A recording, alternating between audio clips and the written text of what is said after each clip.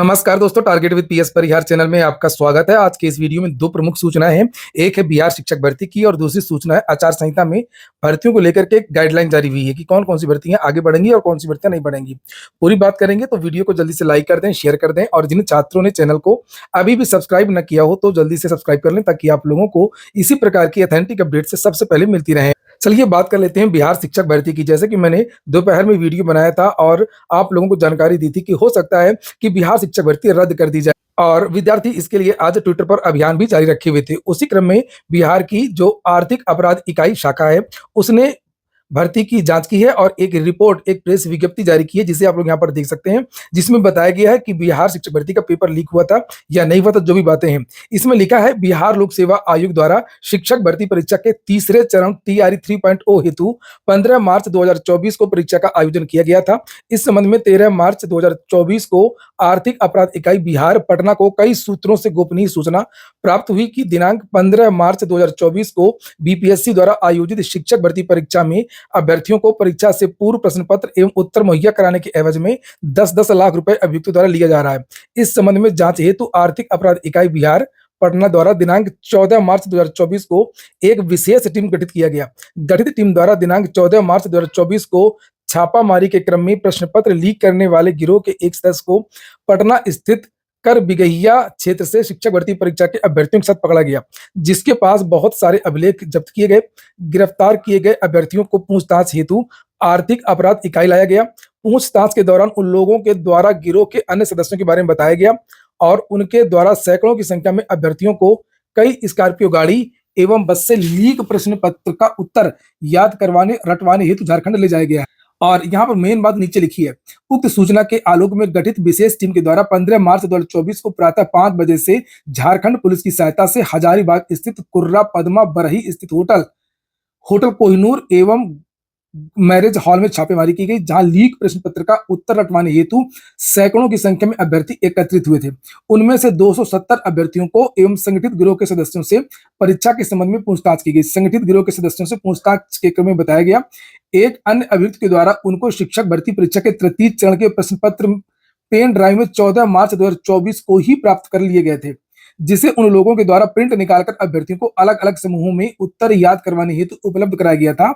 छापामारी के क्रम में गिरोह के सदस्यों के पास से शिक्षक भर्ती के तृतीय चरण के परीक्षा से संबंधित प्रश्न पत्र प्राप्त हुए, उसको विधिवत जब्त कर जब्ती की सूची बनाई गई। और देखिए नीचे मेन बात, छापामारी व प्रारंभिक पूछताछ के बाद उक्त प्रश्न पत्र को परीक्षा उपरांत बीपीएससी के कार्यालय से प्राप्त प्रश्न पत्र की प्रति से मिलान किए जाने से हूबहू सही पाया गया, जिससे प्रमाणित होता है कि दिनांक 15 मार्च 2024 को बीपीएससी द्वारा आयोजित शिक्षक भर्ती परीक्षा का प्रश्न पत्र किसी स्तर से परीक्षा पूर्व उपरोक्त गिरोह के द्वारा प्राप्त कर लिया गया था।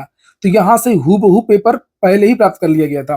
कुल मिलाकर के पेपर लीक हो गया था। गिरोह के सदस्यों एवं उनके मेल में आए अभ्यर्थियों के पास से शिक्षक भर्ती परीक्षा से संबंधित विभिन्न परीक्षा केंद्रों से जुड़े विभिन्न पालियों के प्रवेश पत्र, अभ्यर्थियों के मूल प्रमाण पत्र, ब्लैंक चेक 50,000 रुपए का लगभग 50 mobile, laptop, printer, pen drive आदि भी पटना, बिहार, हजारीबाग, झारखंड से बरामद किया गया है।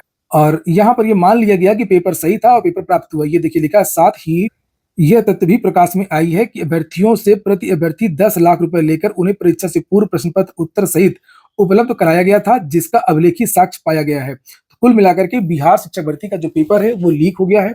अब इंतजार है बिहार सरकार का, बीपीएससी का, कि वो इस भर्ती पर क्या निर्णय लेती है। और अब इसी के साथ में विद्यार्थियों की मांग भी तेज हो गई है कि बिहार शिक्षक भर्ती का जो पेपर वो अब रद्द होना चाहिए। चलिए अब बात कर लेते हैं हम लोग आचार संहिता की। आज से आचार संहिता लग गई और सबसे ज्यादा तनाव विद्यार्थियों को है इस समय कि आखिरकार उनकी जो भर्ती प्रक्रिया है वैसे भी धीमी थी और हो सकता है कि अब और भी धीमी हो जाए। लेकिन यहाँ पर कुछ रियायत दी गई है चुनाव आयोग के द्वारा। ये चुनाव आयोग की जो ऑफिशियल वेबसाइट है वहां से मैंने इसे डाउनलोड किया है, आप लोग भी इसे डाउनलोड कर सकते हैं कि क्या क्या चीजें होनी चाहिए और क्या क्या चीजें नहीं होनी चाहिए। तो भर्तियों को लेकर के यहाँ पर लिखा है कि रेगुलर रिक्रूटमेंट, अपॉइंटमेंट और promotion through UPSC, state public service commission यानी यूपीपीएससी इत्यादि, बीपीएससी, यूपीएससी जितनी भी हैं संवैधानिक संस्थाएं। और लिखा है कि रेगुलर रिक्रूटमेंट, अपॉइंटमेंट और promotion through UPSC, state public service commission और स्टाफ सिलेक्शन कमीशन और एनी अदर स्टेटरी अथॉरिटी, जो भी संवैधानिक संस्थाएं हैं इसके अलावा भी कैन कंटिन्यू, वो अपना काम करती रहेंगी जो रेगुलर जिस तरीके से जो भर्ती प्रक्रिया चल रही हैं।